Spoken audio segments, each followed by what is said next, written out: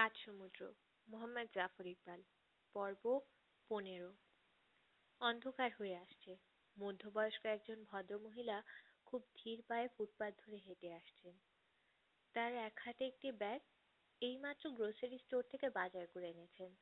অন্য হাতে হ্যান্ডব্যাগ আলতো করে ধরা। ভদ্রমহিলার মাথার চুলে পাক ধরেছে। এই বয়সের মহিলাদের ধূসর চুল বলতে গেলে দেখা যায় না। খুব সহজেই তারা বয়সকে গোপন করতে পারেন। এই ভদ্রমহিলাটির সে ব্যাপারে এক ধরনের ঔদাসীন্য। তার চোখে এক চশমা, যেটি চেহারায় খানিকটা বয়সের ছাপ এনেছে। এমন কিছু শীত পড়েনি, কিন্তু ভদ্রমহিলা বেশ ভারী একটা কোট পরেছেন। সাদা একটা স্কার্ফ দিয়ে মুখ এবং গলা ঢাকা।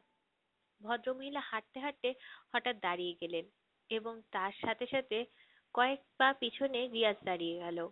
ভদ্রমহিলা খুব ধীরে ধীরে ঘুরে রিয়াজের দিকে তাকালেন।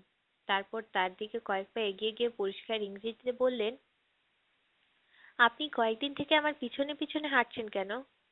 রিয়াজ হকচকি গিয়ে বলল, না মানে আমি আমি আপনার সাথে কথা বলতে চাই।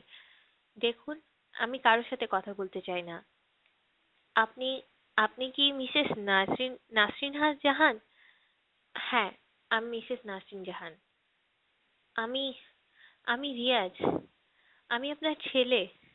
ভদ্রমহিলা হঠাৎ কেমন জানি একটা ধাক্কা খেলেন। কিছুক্ষণ তীব্র দৃষ্টিতে রিয়াজের দিকে তাকিয়ে রইলেন। হঠাৎ করে তার মুখ আশ্চর্য রকম কঠোর হয়ে গেল। তিনি কঠিন গলায় বললেন, আপনি কিছু একটা ভুল করেছেন। আমার কোনো ছেলে নেই। আমি আমি ভুল করেছি? হ্যাঁ। তিনি ঘুরে আবার সামনের দিকে হাঁটতে শুরু করলেন। রিয়াজ ছুটে গিয়ে তার পাশে দাঁড়ালো। বলল, কিন্তু কিন্তু মিসেস নাসরিন জাহান, এই দেখেন, গ্রিন হিলসের কাছ থেকে আপনার ছবি। ভদ্রমহিলা ঘুরে রিয়াজের দিকে তাকালেন। আবার কঠিন গলায় বললেন, আপনি কি বলছেন আমি বুঝতে পারছি না। আপনি কি বাংলাদেশ থেকে আসেননি 71 সালে? না। ভদ্রমহিলা মাথা নেড়ে বললেন, আপনি ভুল করছেন। কেন আপনি স্বীকার করতে চাইছেন না? দেখুন, আপনি ভুল করেছেন। আপনি আমাকে যিনি ভাবছেন, আমি সেই মানুষ নই। আপনি যে অতীতের কথা বলছেন, আমার সেই অতীত নেই। আছে, আপনি সেটা স্বীকার করতে চাইছেন না। ভদ্রমহিলা হঠাৎ দাঁড়িয়ে গেলেন। তারপর বললেন, একই কথা। রিয়াজ দাঁড়িয়ে রইল এবং দেখল তার মা তাকে এবং তার পুরো অতীতকে অস্বীকার করে হেঁটে হেঁটে এগিয়ে যাচ্ছেন। রাস্তার পাশে ল্যাম্পপোস্টের হ্যালোজেন বাতি জ্বলে উঠেছে। সেই হ্যালোজেনের আলোতে তার মায়ের ছায়া দীর্ঘ থেকে দীর্ঘতর হচ্ছে। রিয়াজ প্যাসাডিনার লেক স্ট্রিটে একটা ছোট মোটেলে উঠেছে। মোটেলের দরজা বন্ধ করে বিছানায় মাথা গুঁজে প্রথমে সে খানিকক্ষণ কাঁদলো। তারপর টেলিভিশন চালিয়ে দিয়ে সেদিকে তাকিয়ে রইল।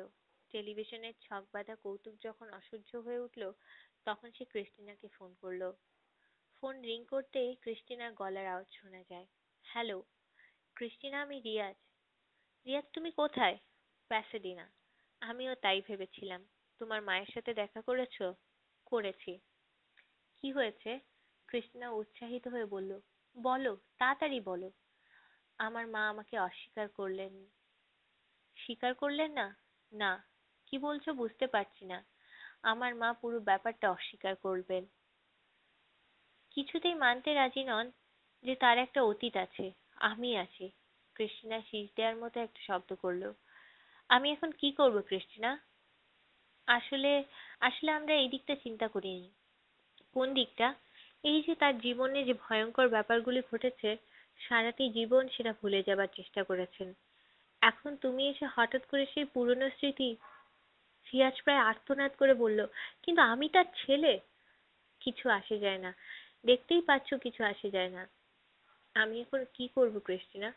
ক্রিস্টিনা কয়েক মুহূর্ত চুপ করে থেকে বলল, ঠিক আছে, আমি আসছি। রিয়াজ খুব ভোরবেলা রাস্তার পাশে একটা ম্যাকডোনাল্ডে বসে নাস্তা করলো। এই পথ দিয়ে তার মা কাজে যান। রাস্তার মোড় থেকে বাসে ওঠেন। রিয়াজ গত কয়েকদিন থেকে গোপনে তার মাকে লক্ষ্য করছে। তার হাঁটার ভঙ্গি, দৈনন্দিন রুটিন তার মুখস্থ হয়ে গেছে। বাসে উঠে যাবার পর সে তার মোটেলে ফিরে আসে। ঘন্টাখানেক বিশ্রাম নিয়ে এয়ারপোর্টে যাবে ক্রিস্টিনাকে আনতে। ঠিকানা দেখে নিশ্চিত হয়ে ক্রিস্টিনা দরজায় শব্দ করলো। প্রায় সাথে সাথেই দরজা ফাঁক করে রিয়াজের মা নাসরিন জাহান উঁকি দিলেন। কাকে চান? আমার নাম ক্রিস্টিনা রজার্স। আপনি আমাকে চিনবেন না মিসেস জাহান। আপনার সাথে কি আমি একটু কথা বলতে পারি? এসো। রিয়াজের মা একটু দ্বিধা করে দরজা খুলে ক্রিস্টিনাকে ভেতরে আসতে দিলেন।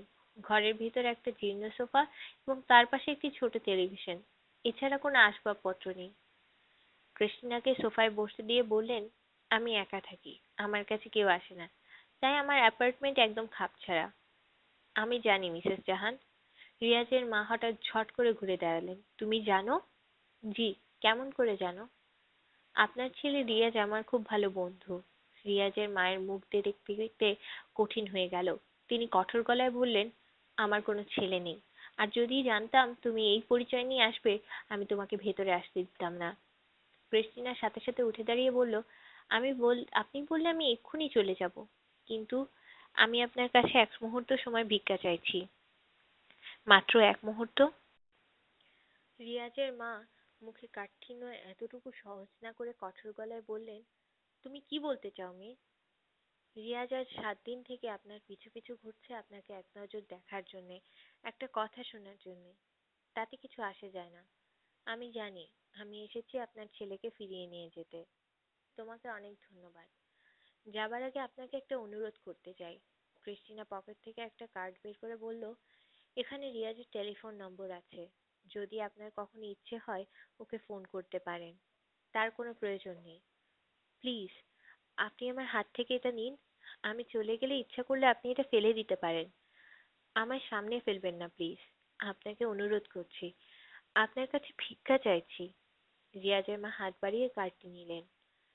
আপনাকে অনেক ধন্যবাদ। অনেক অনেক ধন্যবাদ। ক্রিস্টিনা ঘর থেকে বের হয়ে দরজার সামনে দাঁড়িয়ে বলল, রিয়াজকে তার যে মা বড় করেছে সে প্রতি রাতে আপনার জন্য প্রার্থনা করে। তার স্বামীর আত্মার জন্য প্রার্থনা করার আগে সে আপনার জন্য প্রার্থনা করে। রিয়াজের মা দরজা ধরে দাঁড়ালেন। তার চোখে মুখে কেমন জানি ক্লান্তির ছায়া পড়ে। ক্রিস্টিনা নিচু গলায় বলল, আমি যদি ঈশ্বরকে বিশ্বাস করতাম তাহলে আমিও আপনার জন্য প্রার্থনা করতাম। আপনার জন্যে আর রিয়াজের জন্যে। কেন? আমি জানি না মিসেস জাহান। রিয়াজের মা জানলায় দাঁড়িয়ে দেখলেন ক্রিস্টিনা নামের মেয়েটি রিয়াজ নামের ছেলেটিকে ধরে নিয়ে যাচ্ছে। ছেলেটি যেতে চাইছে না, কিন্তু মেয়েটি শক্ত করে ধরে টেনে নিয়ে যাচ্ছে। তিনি দেখলেন রাস্তার মোড় থেকে তারা ঘুরে তাকালো। তিনি সরে যাবেন কিনা চিন্তা করলেন, কিন্তু শেষ পর্যন্ত সরে গেলেন না। সরে গিয়ে কি হবে? আসলে কিছুতেই আর কিছু আসে যায় না। ঝনঝন করে টেলিফোন বাজছে। রিয়াজ ছুটে আসছে টেলিফোন ধরতে। কত যুগ যুগ থেকে সে এইভাবে ছুটে আসছে।